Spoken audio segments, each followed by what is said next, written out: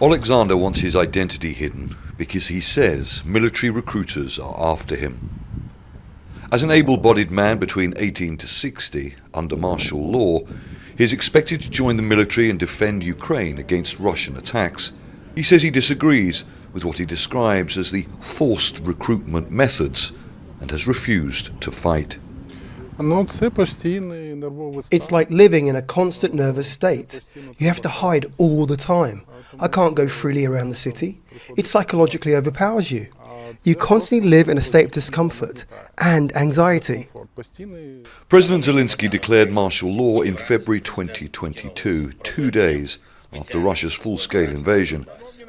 It gives state authorities and the military more powers at a time of war and has been extended by Parliament every 90 days ever since. Restrictions include limits on freedom of movement, especially in areas close to front lines. Men between the ages of 18 to 60 deemed fit to fight and without sick dependents are banned from leaving the country. Political parties deemed pro-Russia were banned. Some state TV broadcasters were merged into one channel. But you will feel it. The delay in holding elections during martial law presented an opportunity to Zelensky's enemies and in February his most powerful ally. In trying to force a ceasefire and a mineral deal from Ukraine, US President Donald Trump called Zelenskyy a dictator. Zelensky's supporters and European allies were horrified and said Trump had moved closer to the Kremlin's narrative.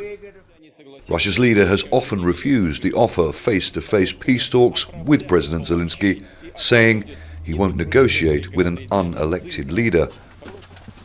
Zelensky's 5-year presidential term officially ended in 2024, 2 years after Russia's full-scale invasion, but elections cannot be held under martial law.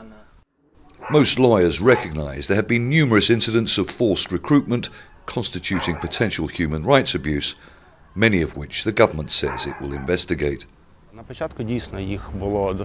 the beginning of mobilisation, there were a lot of rights cases filed, especially in relation to the excess of powers of the border service, as well as complaints about detention of people breaking the curfew. But there are in general less cases now. Despite the restrictions and the nightly curfews that start and end according to where you are in the country, most Ukrainians have by and large accepted martial law. They see it as being a necessity when the defence of their towns and cities continues. Most of the recent Russian drone and missile attacks, which have killed dozens of civilians in recent weeks alone, happen at night during the hours of curfew. But these days, especially during the summer, parks are crowded with people enjoying the sunshine and street food. You'd be forgiven for forgetting there was a war and martial law. I have one life during the day and another one at night. I've adapted to it. At night I have a space in the parking lot. I go down there and sleep. No, it didn't affect me because these restrictions were expected. And if we talk about the everyday life, well, we're just trying to get on with it. Martial law for most Ukrainians has become a way of life. And with no sign of the war ending soon, it's something they have adjusted to and learned to accept. Stratford, Al Jazeera, Kyiv.